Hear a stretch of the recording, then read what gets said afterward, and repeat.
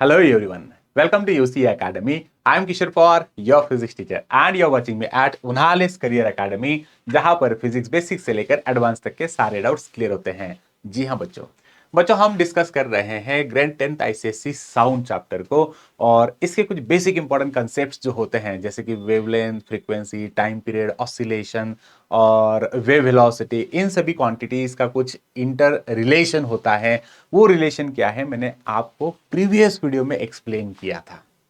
अगर अभी तक आपने मेरे प्रीवियस वीडियो को नहीं देखा है तो मैं रिक्वेस्ट करता हूं कि आप प्लीज उस वीडियो को जरूर देखिए ताकि आज का जो वीडियो है एक्सरसाइज 7 न्यूमेरिकल्स, ये आप आसानी से सॉल्व कर सकते हो। तो वीडियो को लाइक, कमेंट, शेयर करिए। इस वीडियो को अंत तक देखो ताकि आप एक्सरसाइज 7 न्यूमेरिकल्स को इजीली सॉल्व कर पाओगे। So let's begin. Before going to discuss all this numericals, जैसे कि क्वेश्चन नंबर 1 से लेकर क्वेश्चन नंबर 6 तक, आई थिंक तो इस वीडियो में हम फर्स्ट 6 क्वेश्चन को ही डिस्कस करने वाले हैं।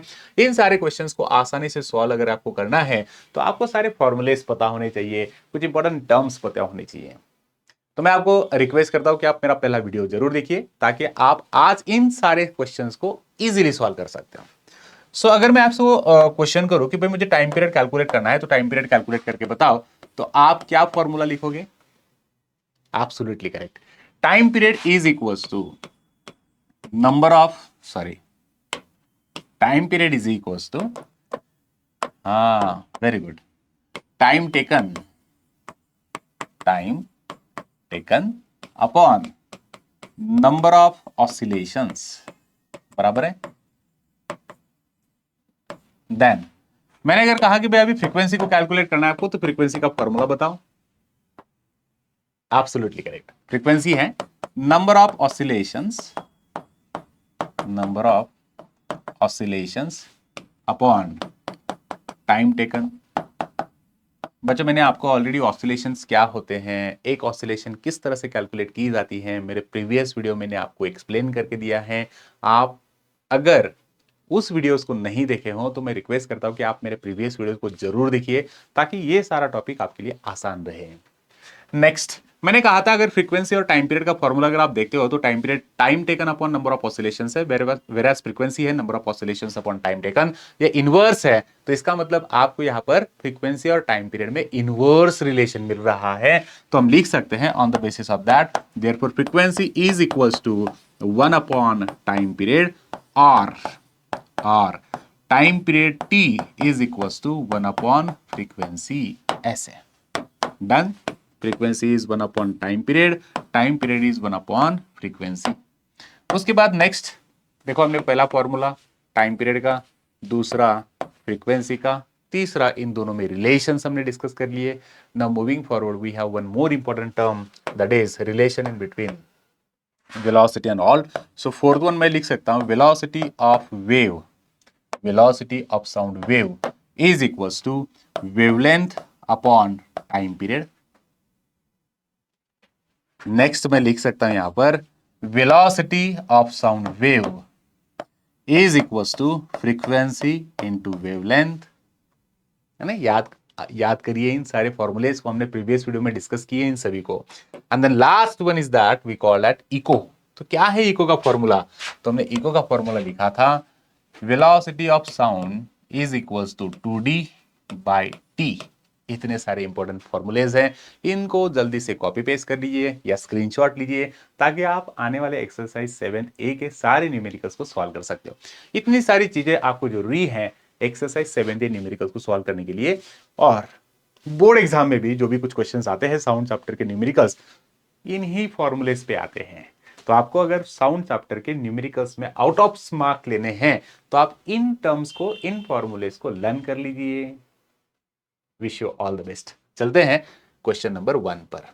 सो we have a very first question और इट्स वेरी सिंपल। देखो, the wavelength of wave produced on the surface of water के ऊपर एक वेव प्रोड्यूस हो गई और इस वेव की जो वेवलेंथ है वो कितनी है? 20 सेंटीमीटर इतनी। बच्चों देखो, वाटर की वेव आपने देखी होगी, तो ये वाटर सरफेस है और वाटर सरफेस पे कुछ इस तरह से वेव बन रही है ना। तो इस वेव की वेवलेंथ कितनी देखिए रखिए। देखो, वेवलेंथ मतलब क्या होता है? ये दो क्रेस्ट है, इन क्रेस्ट का डिस्टेंस कितना है? ये 20 सेंटीमीटर इतना। वाटर वेव बन गई, और वाटर के ऊपर जो वेव बन रही है इसका वेवलेंथ कितना है, 20 सेंटीमीटर इतना। If the wave velocity is 24 metre per second, मतलब ये वेव चल रही है, ये वेव जो है ना ये अभी चल रही है, कितने स्पीड से चल रही है इसकी वेलोसिटी भी देखे रखी है। This wave is moving with the velocity of 24 metre per second. इस तरह से अगर ये दो क्वांटिटीज आपको दी गई हैं तो उन्होंने कहा भाई calculate number of waves in 1 second. बेटा number of waves in 1 second मतलब क्या होता है, फ्रीक्वेंसी, इसे हम कहते हैं frequency. Number of waves per second is frequency. तो उन्होंने कहा फ्रीक्वेंसी कैलकुलेट करके बताओ, फिर सेकेंड कहा टाइम पीरियड कैलकुलेट करके बताओ, बराबर है। ये दो क्वांटिटीज आपको कैलकुलेट करने के लिए कहा। तो फर्स्ट क्वांटिटी आपको फ्रीक्वेंसी कैलकुलेट करनी है, सेकंड क्वांटिटी आपको टाइम पीरियड कैलकुलेट करना है। बच्चों आपने अगर इन फॉर्मूलेज को देखा तो इसमें आपको दिया गया है टाइम पीरियड और फ्रीक्वेंसी का फॉर्मूला, बस इन्हीं को तो यूज करना है। अगर ये नहीं है तो और भी मैंने आपको लिखवा के दिया, velocity is equal to frequency into lambda, इसका भी यूज हम कर सकते हैं। So depending upon the given quantity, उसके अलॉन्ग मतलब जो क्वांटिटीज आपको दी गई हैं उसके अकॉर्डिंग आपको फॉर्मूला सिलेक्शन करना होगा। तो आई थिंक सो अभी आपके पास जो क्वेश्चन है उस क्वेश्चन में वेव की वेलोसिटी देखी रखी है, वेवलेंथ देखी रखी है, फ्रीक्वेंसी कैलकुलेट करने के लिए कहा, तो आप इस फॉर्मूले को यूज करने वाले हो। चलते हैं फिर मेन क्वेश्चन के ऊपर और इसे सॉल्व कर लेते हैं।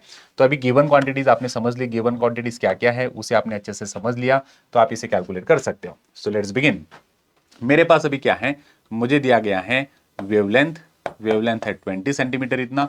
बच्चों इस 20 सेंटीमीटर को अगर मुझे सॉल्व कर लेना है, कन्वर्ट करना है मीटर में, तो क्या करूंगा मैं, इसे मैं 20/100 कर लेता हूं। मैंने इसे कन्वर्जन करना होगा मीटर में, 0 0 कैंसिल हो गया, 1/5 आ गया। तो क्या है मेरे पास में वेवलेंथ, वेवलेंथ इज 1/5 मीटर इतनी। ये सेंटीमीटर में थी, इसे मीटर में कन्वर्जन करना इंपॉर्टेंट है। ओके तो वेवलेंथ मुझे चल गई।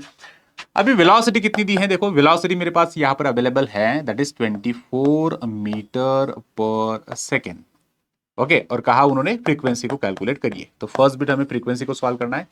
चलते हैं, फ्रीक्वेंसी का फॉर्मूला क्या है हमारे पास, हमने अभी देखा कि ये जो वेव वेलोसिटी है, यहां पर लिख रहा हूं मैं आगे, वेव वेलोसिटी जो है ये होती है फ्रीक्वेंसी इनटू वेवलेंथ, बराबर है ऐसे।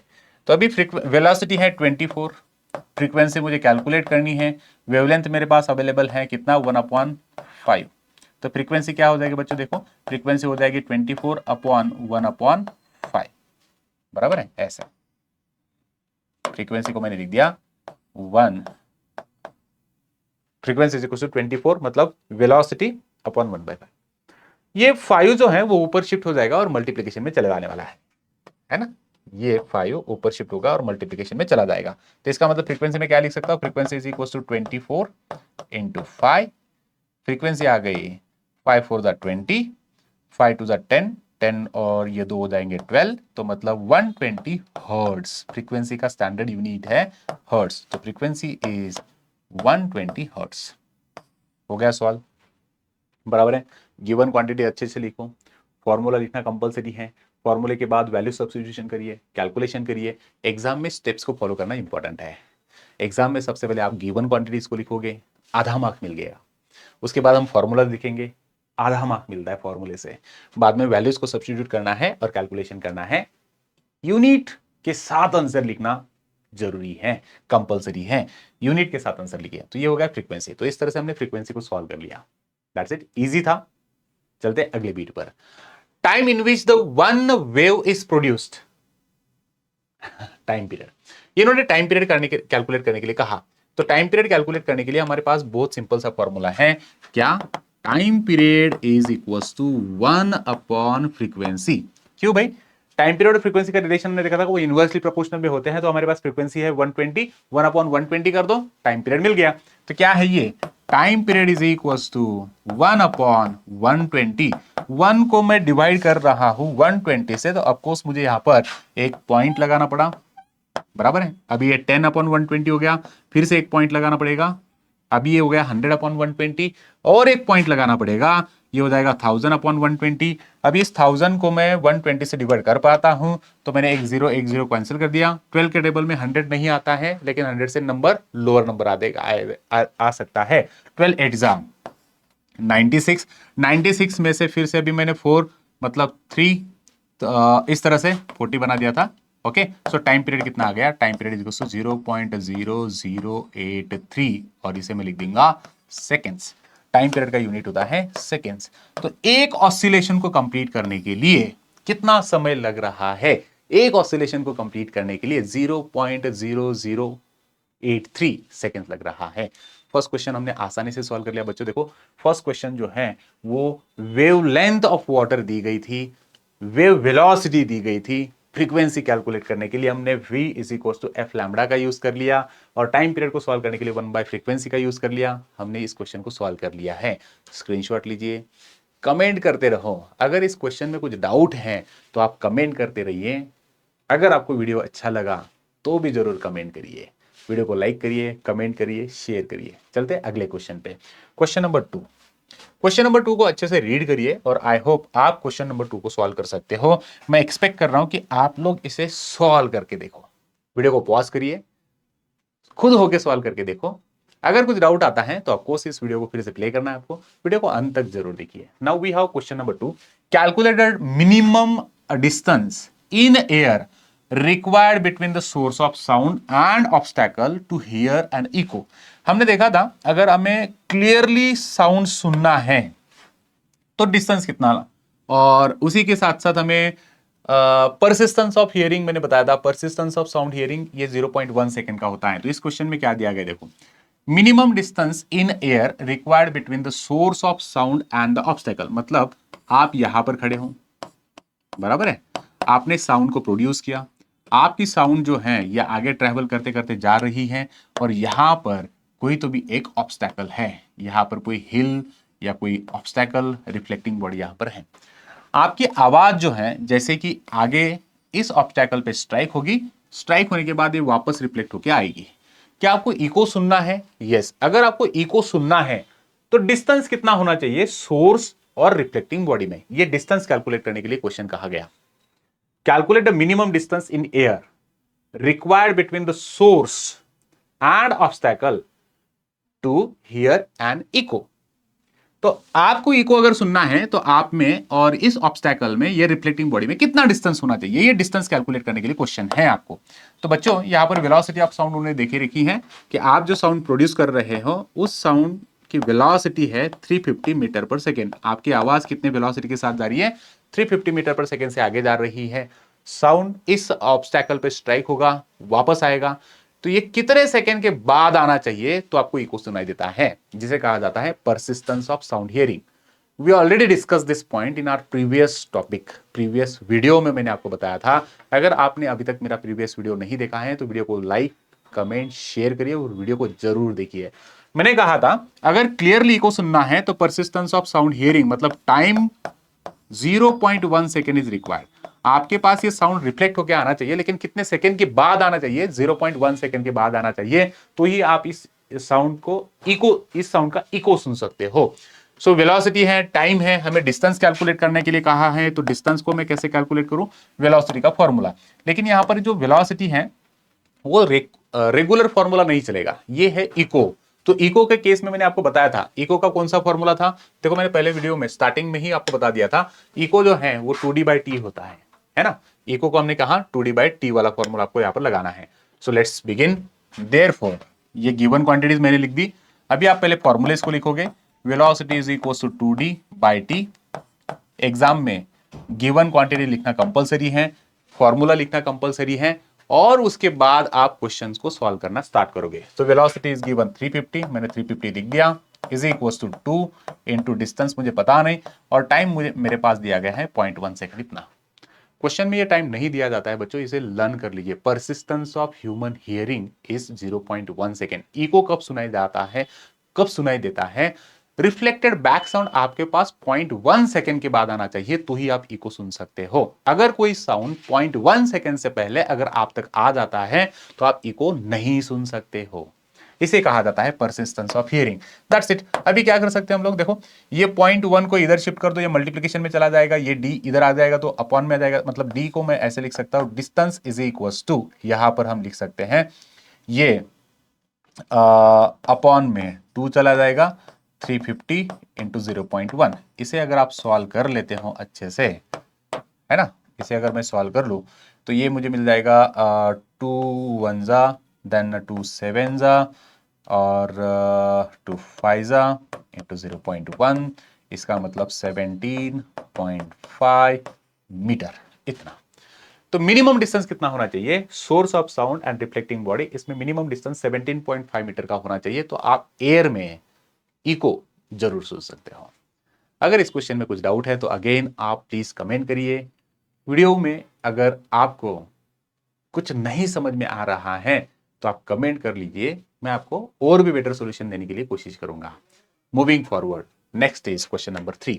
बच्चों question number 3 is again very easy. मैं आपको रिक्वेस्ट करता हूं कि आप इस वीडियो को पॉज करिए और आप खुद होके इस क्वेश्चन को सॉल्व करने की कोशिश करिए। अगर कुछ डाउट है तो वीडियो को आगे आप कंटिन्यू कर सकते हो। So let's continue question number 3। What should be the minimum distance between the source and reflector in source and reflector in water so that the echo is heard distinctly? पहले question में दिया गया था air में source और reflecting body, अगर source air में है, रिफ्लेक्टिंग बॉडी एयर में है, तो हमें क्लियरली इको सुनने के लिए कितना डिस्टेंस चाहिए, 17.5 मीटर।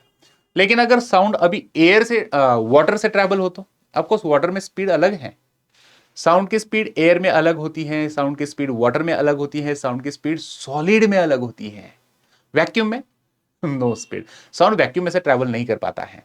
तो इसका मतलब साउंड एक मैकेनिकल वेव है, एक लॉन्जिट्यूडिनल वेव की तरह ट्रैवल करेगा एयर में। वाटर के अंदर अगर ये ट्रैवल करता है तो ये बन जाती है ट्रांसवर्स वेव। सॉलिड से अगर ट्रैवल करती है तो ये है ट्रांसवर्स वेव। इन पॉइंट्स को भी याद रखने की कोशिश करिए। चलते हैं, अभी क्वेश्चन कुछ इस तरह से दिया गया कि सोर्स जो है वो वाटर के अंदर है, रिफ्लेक्टिंग बॉडी जो है वो वाटर के अंदर है। सपोज मान लीजिए ऐसे कुछ इमेजिन कर लेते हैं कि ये है रिवर और ओशन, है ना, ऐसे, ओके, ऐसे पानी है और रिफ्लेक्टिंग बॉडी जो है वो पानी के अंदर होगी। यहां पर कोई तो भी एक रिफ्लेक्टिंग बॉडी यहां पर है। आपने सोर्स को प्रोड्यूस किया, साउंड जो है वो यहां से प्रोड्यूस हो रहा है, यहां पर मान लीजिए स्पीकर है, साउंड प्रोड्यूस हुआ, साउंड वेव जो है वो आगे ट्रैवल कर रही है और ये आगे ट्रैवल करते करते ऐसे गई। साउंड वेव जो है ऐसे ट्रैवल करते करते आगे जा रही है, ऑब्स्टेकल पे स्ट्राइक होगी, वापस रिफ्लेक्ट होगी, साउंड गया, रिफ्लेक्टर बॉडी पे स्ट्राइक हुआ, रिफ्लेक्टर बॉडी पे स्ट्राइक होने के बाद वापस ऊपर आएगा। तो इको सुनना है तो इको सुनने के लिए ये डिस्टेंस कितना होना चाहिए वो कैलकुलेट करना है। वहां पर गिवन क्वांटिटीज क्या क्या है उसे समझते हैं। Velocity of sound in water, velocity of sound in water दी गई है 1400 metre per second, 1400 metre per second. Sound water में ट्रेवल कर रहा है 1400 मीटर पर सेकेंड की स्पीड से। हमें परसिस्टेंस ऑफ हियरिंग पता है, परसिस्टेंस ऑफ हियरिंग 0.1 सेकेंड है। मैंने पहले क्वेश्चन में ही आपको बताया कि इको सुनने के लिए साउंड कितने सेकंड्स के बाद आप तक आना चाहिए, 0.1 सेकेंड के बाद आना चाहिए। तो रिक्वायर्ड डिस्टेंस कितना होगा, ये पानी के अंदर डिस्टेंस कितना होगा वो हमें कैलकुलेट करना है। तो बच्चों हमें फिर से velocity is equal to 2d/t वाला फॉर्मूला यूज करना पड़ेगा, क्योंकि इको का फॉर्मूला है। तो यहां पर हमने लिख दिया v is equal to 2d/t। Velocity कितनी है 1400, 1400 को लिख दो is equal to 2 into d upon time, time लिख दिया मैंने 0.1। और इसे कैलकुलेट करने के लिए वही अभी क्या हो जाएगा, डिस्टेंस अगर इधर आ जाता है तो डिस्टेंस इज इक्वल टू यहां पर मिल जाएगा आपको 1400 इंटू 0.1 अपॉन 2। 1400 को 2 से डिवाइड कर दीजिए। अगर इसे अच्छे से सॉल्व करते तो क्या मिलेगा आपको, ये 2 7 जा मतलब ये हो गया 700 बराबर है, और इंटू 0.1। अगर मैं इसे मल्टीप्लाई कर दूं तो मुझे मिल जाने वाला है कितना, 70 metre. So what is the minimum distance is required so that in water अगर इको को क्लियरली आपको सुनना है तो 70 मीटर इतना डिस्टेंस होना चाहिए। पानी के अंदर साउंड को सुनने के लिए, इको सुनने के लिए डिस्टेंस कितना रिक्वायर्ड है, डिस्टेंस रिक्वायर्ड होता है इको बनने के लिए 70 मीटर। वाटर के अंदर 70 मीटर, एयर के अंदर 17.5 मीटर। आई होप आपको क्वेश्चन समझ में आ गया, आप इसका स्क्रीनशॉट लीजिए। चलते हैं क्वेश्चन नंबर 4 पे। So we have question number 4 and it's again an easy question. Again I will suggest you all please pause this video. आप इस क्वेश्चन को अच्छे से देखिए, क्वेश्चन को आप खुद होकर सॉल्व करके देखिए। अगर कुछ डाउट आता है तो वीडियो को अगेन प्ले करके आप सॉल्यूशन देख सकते हो। So let's begin question number 4। So dear all, video को पॉज करके आपने इसे सॉल्व कर लिया, मैं एक्सपेक्ट करता हूं। A man standing 25 metre away from wall, एक आदमी है जैसे कि मैं वॉल के आगे कितने दूर खड़ा हूं, 25 metre. Produces sound and receives the reflected sound. Calculate the time after which he receives the reflected sound if the speed of sound in air is 350 meter per second. Okay, a man standing 25 meter away from the wall. ऐसे अभी हम बना लेते हैं, इसे imagine कर लेते हैं। चलो मैं यहाँ पे खड़ा हूं भाई, a man मतलब मैं हूं, और 25 metre away from the wall मतलब यहां से ये डिस्टेंस कितना होना चाहिए, 25 मीटर का होना चाहिए। 25 मीटर के बाद यहां पर आगे एक वॉल है, मेरे आगे एक वॉल है यहां पे ऐसे। Okay, so I am standing in front of the wall and the distance in between me and my wall is 25 metre. मैंने साउंड को प्रोड्यूस किया और मेरी साउंड जो है वो रिफ्लेक्ट होके मेरे पास आ रही है। आपको कहा गया calculate the time after which he receives the reflected back sound. अगर साउंड की स्पीड 350 मीटर पर सेकेंड है तो चलो क्वांटिटीज को लिख लेते हैं भाई। क्या क्या दिया है क्वेश्चन में? इस क्वेश्चन में दिया गया है डिस्टेंस 25 मीटर इतना। ओके, देन नेक्स्ट कहा गया है कि वेलोसिटी ऑफ साउंड अभी चल रही है 350 मीटर पर सेकेंड से 350 मीटर पर सेकेंड, इतनी वेलोसिटी है। तो टाइम कितना लगेगा ये कैलकुलेट करना है, बराबर है। टाइम कितना लगने वाला है इसे हम कैलकुलेट करने वाले। साउंड जो है वो आगे गया वापस आ गया, मतलब साउंड ने सेम डिस्टेंस कितनी बार ट्रैवल किया, 2 बार। तो इसलिए मुझे इको का ही फॉर्मूला लगाना पड़ेगा, because sound is moving forward and coming backward. Sound जो है वो 2 बार सेम डिस्टेंस को ट्रैवल कर रहा है, इसीलिए मैं यहां पर इको का ही फॉर्मूला यूज करने वाला हूं। So velocity is equal to 2d upon t, है ना। नॉर्मली अगर ये रिफ्लेक्ट होके नहीं आता तो मुझे सिर्फ d अपॉन टी ये वैलिड है, लेकिन यहां पर कहा गया कि साउंड जाकर वापस आ रहा है, इसका मतलब आपको 2d/t लगाना पड़ेगा। डिस्टेंस 2 टाइम्स ट्रैवल हो रहा है। चलते वैल्यूज को पुट अप कर देंगे और टाइम को निकाल लेंगे। वेलोसिटी कितनी है? वेलोसिटी है 350, मैंने 350 लिख दिया। 2 एज इट इज लिखा। डिस्टेंस मेरा 25 है, मैंने 25 लिख दिया। और टाइम मुझे कैलकुलेट करना है, तो टाइम को हमें t लिख देना है। शफलिंग करेंगे हम यहां पर। t को अगर मैं इधर शिफ्ट करूं तो 350 इधर आ जाएगा, तो time t is equal to 2 into 25 upon 350 ऐसे हो जाएगा, बराबर है। इसे अब डिवाइड कर लेंगे, 50 अपॉन 350 ऐसे हम लिख सकते हैं। इसमें से 0 0 को कैंसिल कर दीजिए, ये हो गया 5 1 जा 5, 5 7 जा 1/7, तो 1/7 मतलब मुझे मिल जाएगा 0.14 एंड सो ऑन। तो इतना सेकेंड, तो मतलब साउंड जो है वो रिफ्लेक्ट होके आ रहा है इस पर्टिकुलर, या मेरे पास, मैं अभी यहां पर खड़ा हूं तो मेरे पास साउंड रिफ्लेक्ट होके आ गया। कितने सेकंड के बाद आ रहा है? It is reflecting back to me after 0.14 seconds. A bit हमने सॉल्व कर दिया, done. Now b is what exactly? Will the man be able to hear a distinct echo? क्या मुझे ये डिस्टिंक्ट इको सुनाई देगा? क्लियर इको मैं सुन पाता हूं? यस। क्यों? Explain the answer. यस, मुझे इको सुनाई देगा। क्यों सुनाई देगा? मैंने कैसे कैसे कहा कि मुझे इको सुनाई देने वाला है? On the basis of this time. मुझे साउंड कितने सेकेंड्स के बाद सुनाई दे रहा है? 0.14 सेकेंड्स के बाद सुनाई दे रहा है। बच्चों साउंड अगर 0.1 सेकेंड से पहले आ जाता, 0.1 से पहले, तो मैं इको सुन नहीं पाता। लेकिन साउंड मुझे मेरे पास जो आ रहा है वो 0.14 सेकेंड्स के बाद आ रहा है, इसीलिए yes I can able to hear an echo. मैं इको सुन पाऊंगा। क्यों सुन पाता हूं? Because reflecting back sound is reflected back sound I am receiving after 0.1 second. Sound मेरे पास कितने सेकेंड्स के बाद आ रहा है? 0.1 सेकेंड के बाद आ रहा है, because of that. Done. I hope आपने क्वेश्चन नंबर 4 को अच्छे से सॉल्व किया है। चलते हैं अगले क्वेश्चन पे। बच्चों वीडियो को लाइक करिए, कमेंट करिए, शेयर करते रहिए। Next is question number 5। Question number 5 को फिर से मैं सजेस्ट करूंगा कि आप ट्राई करिए, वीडियो को पॉज आप अच्छे से सॉल्व करके देखो। Let's say okay, I hope आपने इस क्वेश्चन नंबर 5 को सॉल्व कर लिया होगा।